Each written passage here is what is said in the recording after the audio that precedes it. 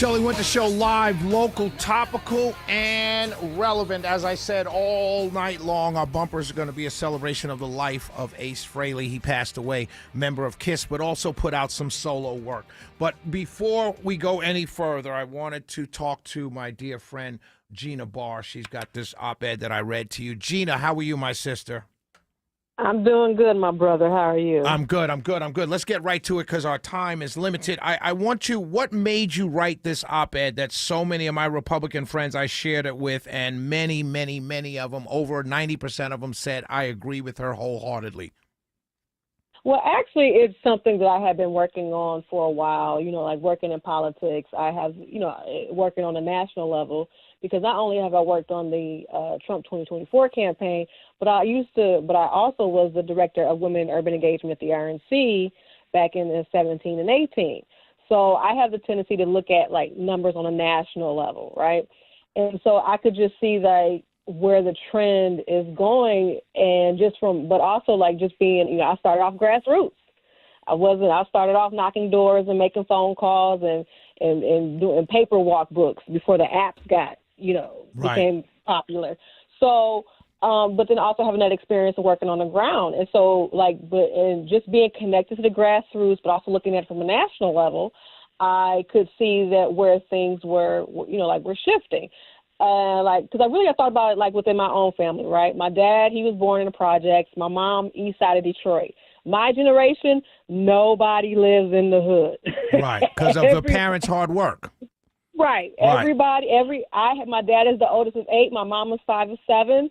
All of my 26 first cousins, every last one of us, we live in the suburbs. Right, and that's because there's a term for that group of people. It's called strivers. So your parents were strivers, and they made sure that next generation, you guys, like you said, never lived in the hood. So go ahead. I'm sorry.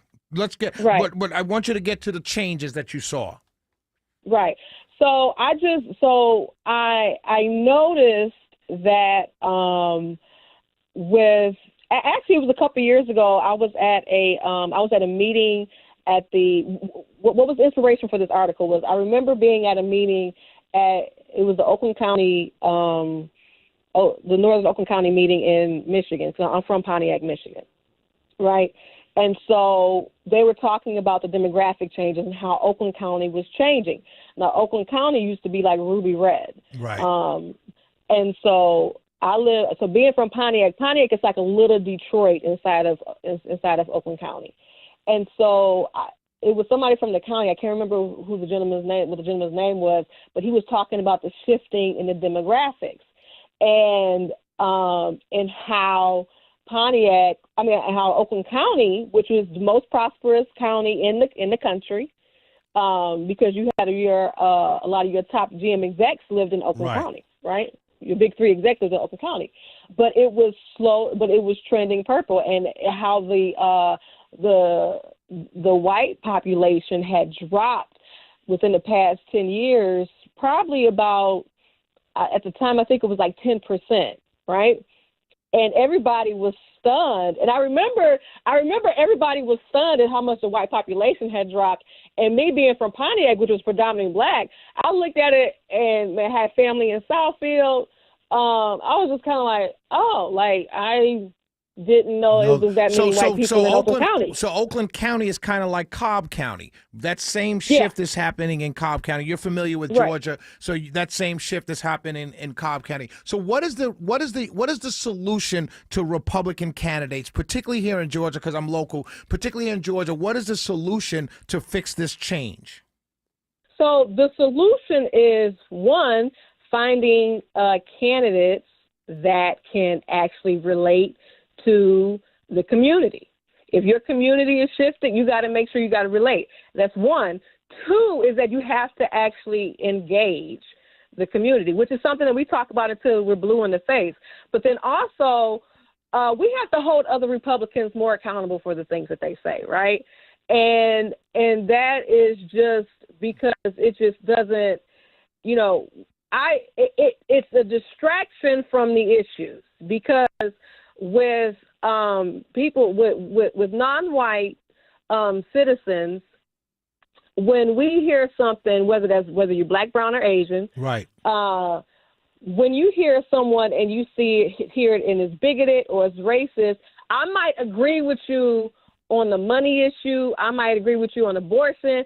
But if I think that you're racist, I can't trust you really, because I think that you hate me because of the color of my skin or who I am. And that becomes something where, and I say this all the time, that's not only for non-whites, that's also for moderate suburban women as well, and men. So Right. if you're a moderate Republican and you you agree with low taxation, I agree with the border and crackdown, I agree with these issues, but then I see you have a bunch of crazies around you saying crazy things on social media. Now I don't want to be associated, so I either stay home or I vote for the Democrat. Is that a good way of explaining it?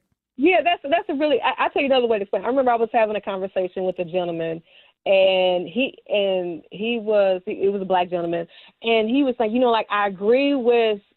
We were talking about like police brutality, for example, and he was saying that I agree with you guys on all of this, but I can't rock with y'all because of how y'all feel about the police brutality issue.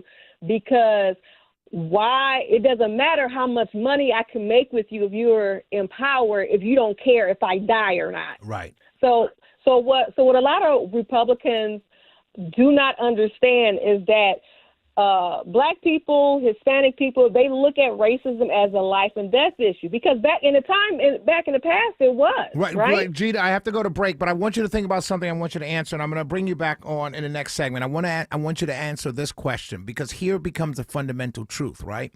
Those voters are very important in a primary especially, right? But they're important in the general because they represent somewhat of the base, not the entirety of the base, but somewhat of the base, right? So how does a Republican candidate speak to that group in a way that doesn't lose their votes? Because that's really what it boils down to. So we have high character candidates, right? This is said, but that candidate knows I can't really say too much because that does represent my base. So when we come back, I want you to answer that question, because that's really what it boils down to. I can't say I know candidates who are in this position. I know they don't agree with this, but they're hard pressed to say anything because they want to stay in office, quite honestly. Can you answer that when we come back? Yeah.